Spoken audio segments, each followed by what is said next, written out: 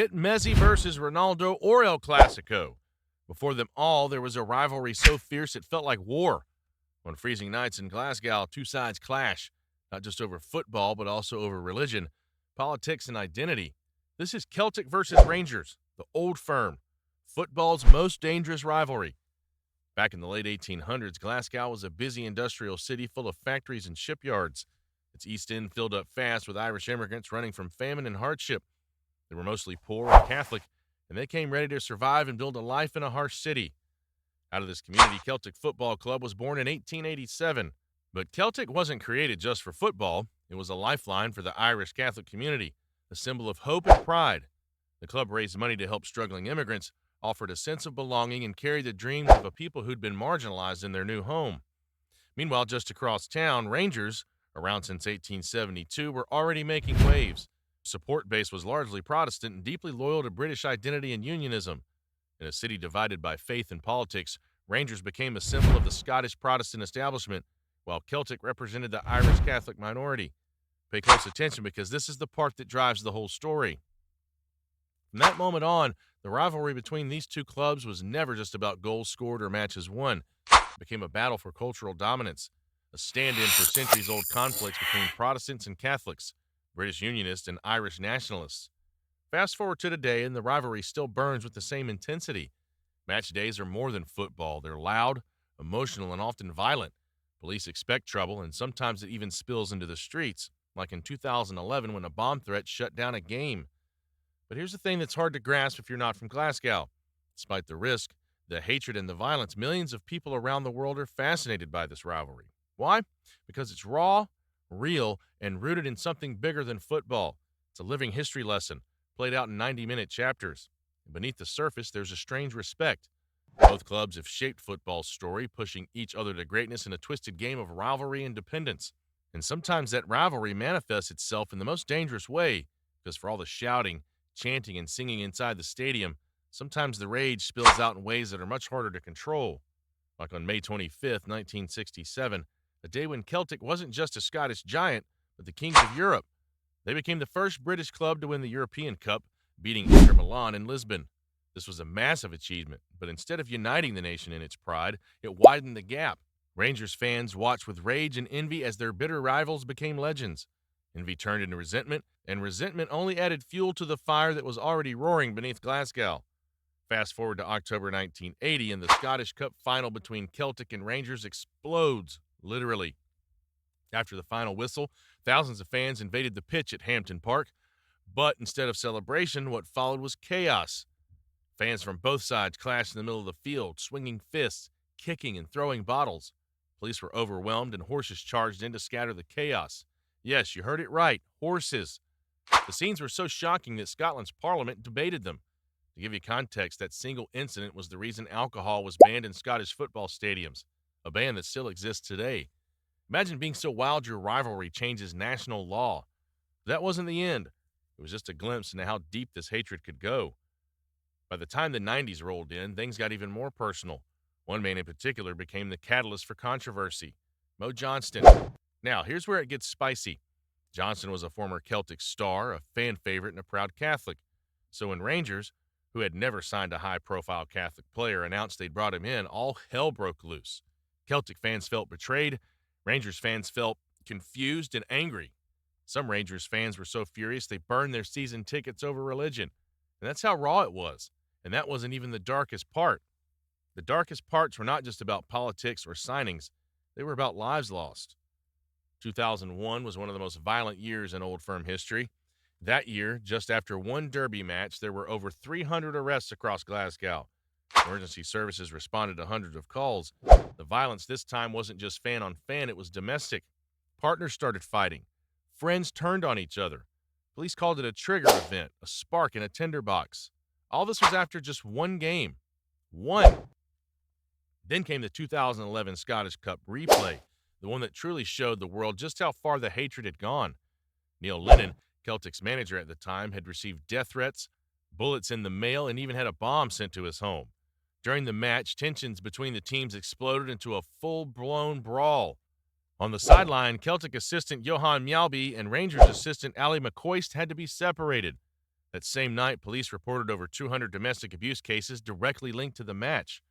There were more than 30 arrests in Glasgow alone, and Scotland's first minister and club heads had to be rushed into an emergency summit.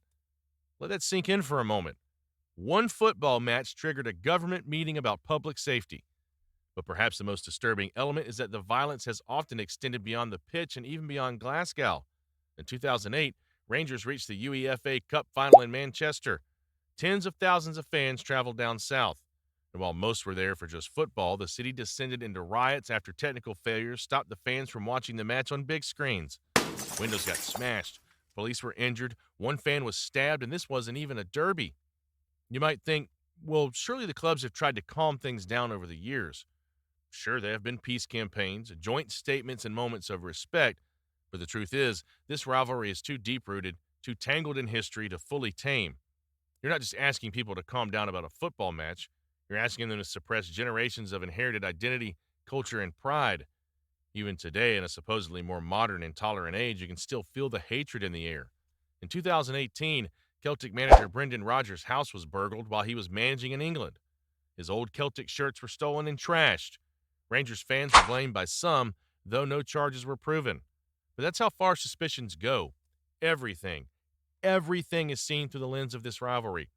There's a reason the old firm is often policed like a riot before it even begins. Horses line the streets, helicopters buzz overhead, and riot vans roll out before kickoff. Pubs close early and shops board up windows. This isn't an overreaction, it's preparation. Because history has shown that what happens when the violence begins. By now, it's probably clear. The old firm isn't just a rivalry. It's a weird, full-blown cultural earthquake every time these two teams step onto the pitch. But here's the thing. Football is full of rivalries that go way beyond sport. And while few match the depth and danger of Celtic versus Rangers, others around the world have their own kind of chaos, passion, and madness. Let's start in Argentina. The biggest rivalry there, Boca Juniors versus River Plate.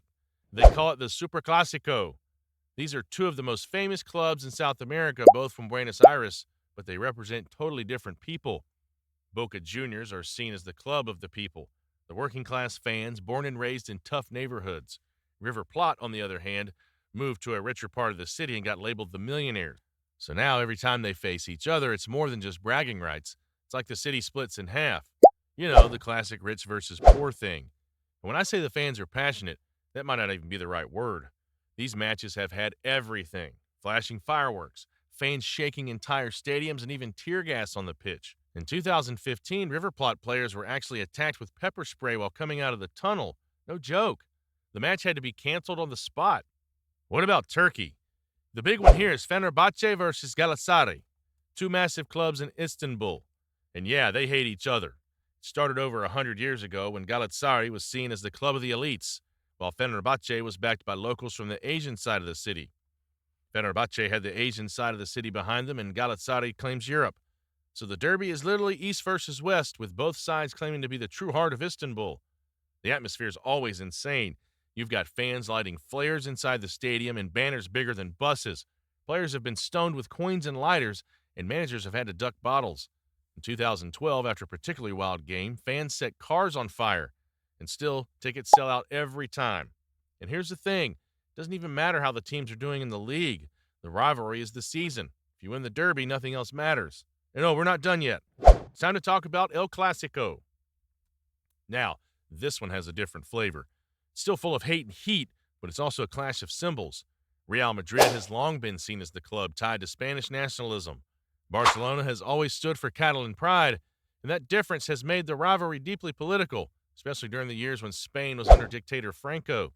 Barcelona fans weren't just cheering for a team, they were cheering for their identity, their culture, and their language. Meanwhile, Madrid became the establishment club, the team with all the power, money, and favoritism, or at least, that's how Barca fans saw it. Even today, the tension is still there. Messi versus Ronaldo only added fuel to the fire, but long before them, you had bust-ups, red cards, and managers nearly throwing hands on the sideline. In 2011, there were 4 Clásicos in 18 days. By the end, the players weren't even pretending to like each other. And then there's Serbia, home to one of the most dangerous derbies you've probably never heard of. Red Star Belgrade versus Partizan Belgrade. They call it the Eternal Derby, and it's straight up war. Fights break out constantly. On the pitch, in the streets, even in the stands. One time during a game, a whole section of fans tore out the stadium seats and used them as weapons. What makes Celtic versus Rangers stand apart from these other rivalries isn't just the chaos, it's the combination. Religion, politics, culture, history, and geography. It's all baked into this one matchup. Most rivalries have one or two layers, but the old firm has all of them. That's why this rivalry is the most dangerous and unforgettable. But whether it's Glasgow, Buenos Aires, Istanbul, or Belgrade, the truth is, football rivalries speak to something deeper in us. They give people a sense of identity, a team to live for, a team to hate, and in some places like Scotland, that hate gets dangerously close to the surface. Football is just a game until it's not.